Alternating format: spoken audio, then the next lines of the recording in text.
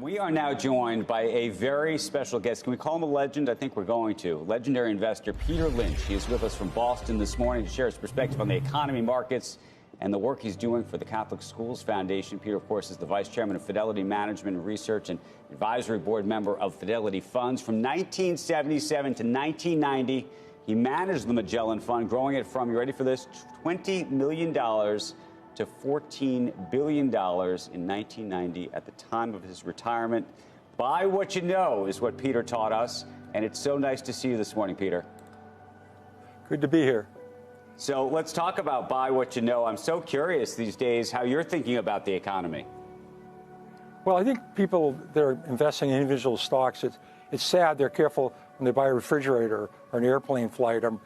They're careful with their money, and they'll hear about a stock on the bus, and they'll put $5,000 or $10,000 on it. They have no idea what they do. So you're really got to be careful. Look at the company, look at the balance sheet.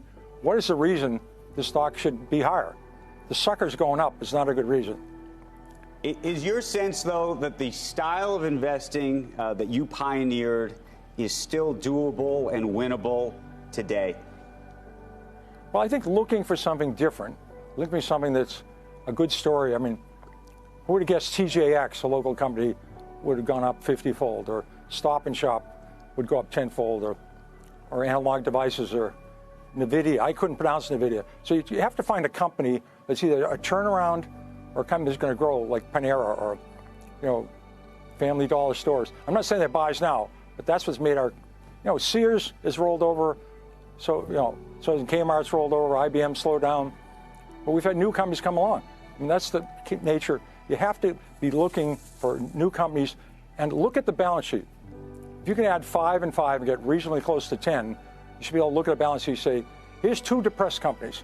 They've gone from 50 to 3. One company's got $3 million in cash and no debt. One's got $3 million in debt, no cash. Which one are you going to buy? I mean, that's not too hard to do. Peter, I watched you closely because I was in the business back then, and do you remember how many S&Ls went from mutuals to stock trade that you made just buku bucks on back then? I mean, I don't know if you missed any of those, and they were all big winners. They're all big winners. They were all big winners back then. What do you think of the financial sector right now and what happened? We saw with First Republic, and I'd just like to get your insight there since you were so good at that sector.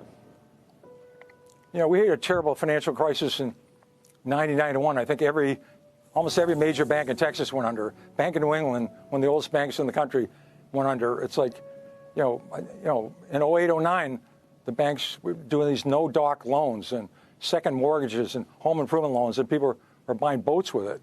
Now the banks are being much more careful. So we've gone through other crises. Some banks will go under. 400 went under after 08, 09.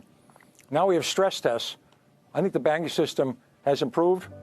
There'll be some companies go under. That's the nature of it.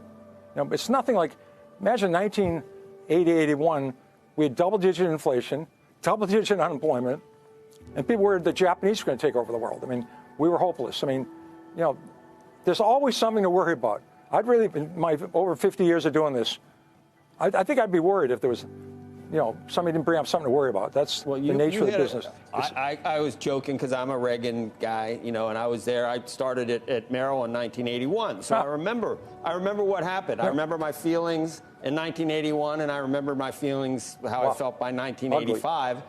And you had a tailwind. I had a tailwind because of what we did. We're not going to do that again. We're not going to cut taxes. We're not going to stimulate the private sector. We're kind of headed the other way. Did you have a tailwind? Will we ever have a tailwind again with this generation? Well, we've had 13 recessions since World War II, and we've had 13 recoveries. Maybe we're going to have one. If this is a recession, it's probably the most predicted one ever. I never know when we're going to go. I'd love to know the future. I think it would help. I'd be a better investor. I'd pay $5 extra for next year's Wall Street Journal. It would really help. Right. I cannot predict the future, but this recession is so expected, so predicted. Maybe it's coming. I don't know. Please like and subscribe and turn on post notifications. More content is coming soon.